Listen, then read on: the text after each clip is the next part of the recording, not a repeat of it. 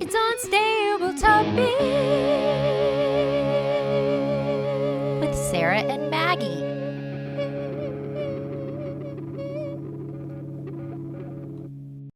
Hey, welcome to Unstable Topics, a fast-paced, jam-packed, unhinged bestie podcast filled with facts, reacts, and made-up games in between.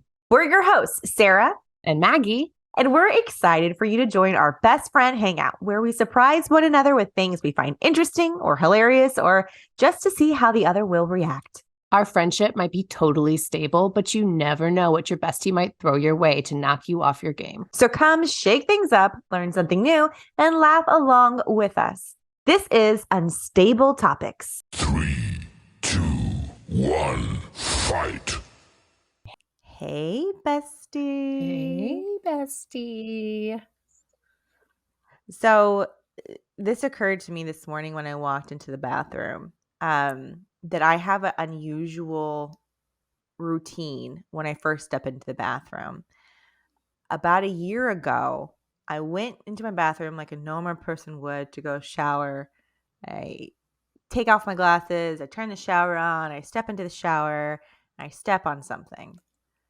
And it's a crunchy. Oh. And I'm like, oh, maybe something, paper or something got in the shower because, children or whatever. And so I don't have glasses on and I can't see. So I crouched down to see what it is I step on. And it's a 3-inch cockroach that I had just stepped on. And I scream. I run out of the shower. Life has never been the same for me because now when I go into the bathroom, every single time I turn the light on, I look up at the ceiling, I look at the walls, I open the shower curtain to make sure there's no cockroaches in the shower or on the curtain, and then I can move forward with like going to the bathroom, brushing my teeth, showering. But every single time, my bathroom is not safe. It is not a safe place for me anymore. I literally am tearing up just thinking about stepping on a cockroach and then touching it. Like touching oh my gosh, it was hand. It was awful. It is huge. Yeah. Texas cockroaches are huge. Oh, that's something else. That's like a dinosaur cockroach. That's from the dinosaurs. It's never died. It probably is because cockroaches don't die. I will say so I don't wear glasses, and it's something that I don't think about until I hear stories like this, like being blind when you're in the shower. That's scary. Mm-hmm. That's scary. Or like, what do you do when you first wake up and you don't have glasses on? You can't see? No. Now you're bringing up another anxiety. Now I'm going to be terrified forever when I'm in the shower because I never thought about that, but I have. Thanks, Maggie. No, I cannot see. I have terrible eyesight. For those of you listening who also wear contacts or glasses, my contact prescription is like negative 4.75. And that means nothing to you, Maggie. But those listening, I'm like, oh, that's real bad. So how do you like shave your legs? Do you have to put your glasses on again? Or do you just blindly go at it? I mean, you put your leg up on the shower wall and then you shave it. Like, I don't understand why you need to see. Like, you feel like it's not. How long is your leg hair, Maggie, that you need to be able to see it? I just mean I feel like when I'm in the bathroom, I use my eyes a lot. I'm like, here's my shampoo, here's my conditioner, here's my razor, my soap, and I just think it's kind of like, how dolphins, they use echolocation. That's how I imagine you in the shower. You're just like, oh, there it is. Well, I want to be clear. My eyes aren't closed. Like, my eyes are open.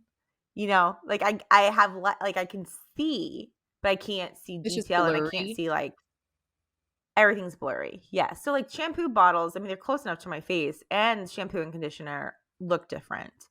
There are some times where I do have to bring the shampoo bottle, or I pick up a bottle and I'm unsure, and I'll hold it really close to my face. Like, oh, okay, that's the shampoo. But shaving my legs, I don't need to be able to see. I guess it's just because it's a razor. That would kind of scare me to have that in my hand without eyes. But this is my sight privilege showing,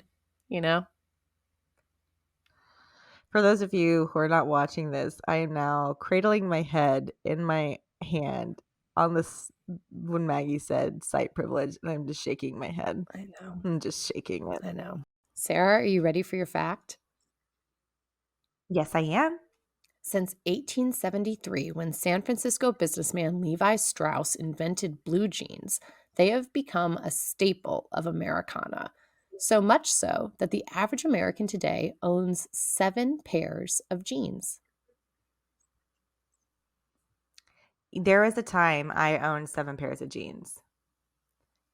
There was a time. Like, Is that time but not today? now I'm thinking through that. No, I have well, okay, so I probably have maybe 4 or 5 pairs of jeans in my closet, maybe 6. I wear 2 because the others are either like a touch too small or I haven't even attempted to try and put them on post baby because the just looking at them makes me feel uncomfortable. Yes. There's definitely like jeans that I like to wear that make me feel good. And then there's jeans that I'm like, I keep them around, but I might never wear them again. Yeah. I don't know if the jeans I do wear make me feel good. Like, do they actually make me feel good? I don't know if that's true because even when I put them on, they fit and I guess I look cute enough in them. But I'm like, do I feel like my best self in these Mm. jeans? They're not perfect. They're not perfect, but I wear them Yeah. because they fit. It's funny that like jeans aren't necessarily the most comfortable material, but they're like the casual pant. But what makes them more Maybe I'm just comfortable than wearing the like wrong jeans. khakis? I guess maybe the stigma of khakis. Mm. You say khakis, people immediately think, ugh, you gonna go work? Yeah. Are you gonna be a manager somewhere? You know?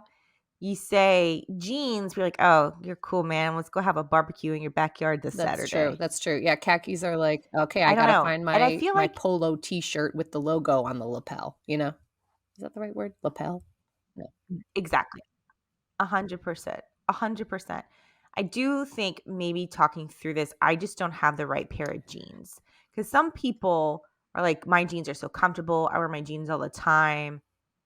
I I don't have that relationship with my Okay, well, this jeans. is a great So maybe segue, I'm Sarah, wearing because are you ready to react? okay, If the absolutely. average American has 7 pairs of jeans at any one time, that's a lot of jeans in one's lifetime and a lot of different styles. What is your ideal style of jean?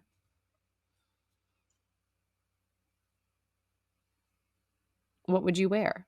What do you like in a jean? So you cut out. Oh, Can you read yeah. me the react Yes, I again? can. If the average American has 7 pairs of jeans at any one time, that's a lot of jeans and a lot of different styles in a lifetime. Please describe Mhm. your ideal jean. Okay, my ideal jean would be one that probably has a stretchy waistband. You know, um, it's the button I think that throws me. It's the button that gives me the most discomfort. So maybe like a stretchy waistband, but it doesn't look stretchy. Like it doesn't look like a stretchy waistband. It looks good, and it still has the jean quality to it. It sits not too high, but not too low either on my waist, and it's slightly fitted, but then it like loosely comes out, and it feels. Here's the thing: I don't want it to be a jegging. I don't like Right. jeggings. I don't like the quality of the material of a jegging. I want a jean. I want a good jean. And these jeans also come built in with like this magic thread. And so whenever you fluctuate in weight, it automatically shrinks or gets bigger. So you don't have to go and buy a new pair because these jeans will mold to your body and make you feel Okay, incredible. wait. I don't think this exact jean exists, but have you heard of the Good American jean that fits like 4 different sizes? No, what do you mean fits 4 The different whole point sizes? is like this fits you if you're like a size 10 through 16. And it's just And it's one one jean size? and it's Like one a one size size. fits Yeah. all? I don't believe it. I don't believe it. I feel like that's like a snuggie situation. Nope, they're Mm-mm, jeans, I don't believe girl. it. I feel like They're jeans. I I would have to see it. I would have. So if they're listening, want to send me a free pair of jeans to try, I would love to I'm try gonna tag Khloe Kardashian in this. She's on the case. it. Wait, wait, is this a Kardashian It product? is. It's Khloe Kardashian's jean company, Good Okay. American. But it is a great my favorite pair of jeans is from Good American. They're Good American jeans. She's the Levi Strauss of our Wow. generation. The Calabasas Wow. businesswoman Khloe Kardashian reinvented jeans. I was not prepared for this to turn into a Kardashian conversation. But we were talking about uncomfortable jeans, so it makes sense. Yeah, if I have To bring up any something opportunity to uncomfortable like turn that. this to Kardashians, I will. As to Earth signs, Sarah and Maggie are always preparing, which is why it's time to play Till Death Do Us Part. Aw, why? The game where they interview potential replacement besties in case the other one kicks the can.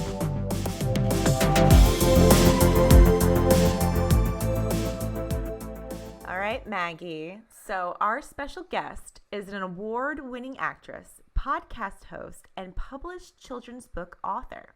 She has her master's in sports management and a 250-plus hour certified yoga teacher. She's a mother to her spunky daughter, married to a former athletic performance coach, and will always accept a challenge to being the biggest Golden Girls fan.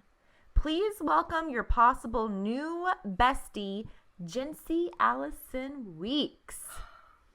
Wow. Hi, Jency. Hi, Maggie. Can't wait to be besties. I am already blown away by your little intro. I've never heard that many different skills and interests. I mean, you have to have a plethora, right? Yeah, I'm into it. But I'm not going to reveal if you're my bestie yet. We do have some questions first. Okay, I'm Okay, ready. Jency. So you are a phenomenal actress, very accomplished. So my question, would you rather have an under 5 role in an Oscar-winning movie or be the lead in a box office bomb? I would rather be a lead in a box office bomb because I feel like sometimes those also make great comebacks and you can make a great story out of a bomb. You have to have the valleys to have the peaks. So I'd much rather bomb in a box office and then get the Oscar later. 100%. I Love think that that's great. answer. I would also. I think you want to be a box office bomb. You're still in the press. No press is bad press, you know? Right? Right? Look at Paris Hilton. Look at her. Look at All her. right, I have a question. Talk about comeback. Okay, Maggie, here's your question. Okay. And I've changed my original question just based on your bio. So if you do sports stuff, you do acting stuff. So if you were in a high school teen drama, which trope would you rather play? A high school jock or a theater geek? I would play a theater geek because I wasn't ever a theater geek in school, and I secretly wanted to be a theater geek, but I wasn't because I was doing sports. So I would be the theater geek, and I think that theater geek would secretly play like lacrosse or handball or something by herself in the backyard that nobody knew about. So she kind of has this secret life going on where it's normally like the sport guy who's like, "Oh, I'm all sports." Secretly, I'd love to be in theater, like High School Musical with Troy. But I would be reverse. I would be the theater geek who can belt out a great Wicked song, but also at the same time have a great backhand at racquetball. I Just nobody knew about it. love that because I also always wanted to do theater, but never did it because I was always doing sports. And then I was also like, I don't know. I don't think I could do it. And so I wish that I was in those like Saturday day long rehearsals. Me too. Me too. Having been a theater geek, I wish I had the depth of also being athletic. So this is I'm not gonna jinx this, but I feel like this is a pretty good bestie connection. All right, I'm thinking besties. Jency, for your one final question. So I'm you in. have worked with some great actors over your career, but you're also a puppeteer, and you have written a children's book, The Adventures of Sophie and Clyde, inspired by your puppeteer work with your daughter. So my question, if given the chance to revive Golden Girls, would you rather it star puppets or people? Puppets. Puppets, puppets, puppets. I know that there was a run for a little bit for the puppets. I was like kind of like Avenue Q, but I think they would make killer puppets. I know some amazing women who would bring these characters to life. I know exactly who would play Blanche. I know who would play Rose. I mean, Dorothy, I know exactly it would be a he who would play her. I mean, puppets all the way. Have a bald Stan. It would be amazing. Puppets, 100%. I love that. So if anything comes from this, I really hope you do actually revive Golden Girls as a puppet show. I should. And I don't want to give things away, but your enthusiasm about puppets, I vibe with. There is an improv troupe in town that does puppet improv. And when I used to work in an office, I was always trying to get people to go see it. And they're like, puppets? And I was like, yeah, if that's not the selling point Like, for you, yeah, you are not my people. puppets are hilarious. They're s- They're great. And they can say things that you don't really want to say. And you just be like, I blame Penelope. She said it, not me. Jency, I've calculated the totals here, and I just have to say, I think you would be the best guestie bestie should Sarah reach her untimely demise. I would love Well, to be I your feel bestie. honored. Thank you so much. Jency, thank you for being here today and playing this game with us. If you guys haven't, please check out Jency Allison Weeks on her socials. Her book that you wrote with your daughter. And Yeah. are you writing another book? Did I read that correctly? Yeah, she wants to make it into a 4-part series. So at the beginning of a book, there's a nod towards a Sesame Street song that Bert sings way back when, called I Wanna, it was like, oh, I'd like to live in the moon. And so it talks about being in the moon, in the ocean, talking to dinosaurs. And so we're going through that song, just a nod to the people who helped JC along her journey, because one of the people who kind of mentors plays Ernie, and so that she came up with that herself. That's the nod towards that puppeteer saying thank you so much. Wow, this So there will be a 4-part series. is great that I would get a bonus bestie with your daughter because she sounds awesome. Bravo to you for raising She's such a cool. creative, She's awesome cool. spirit there.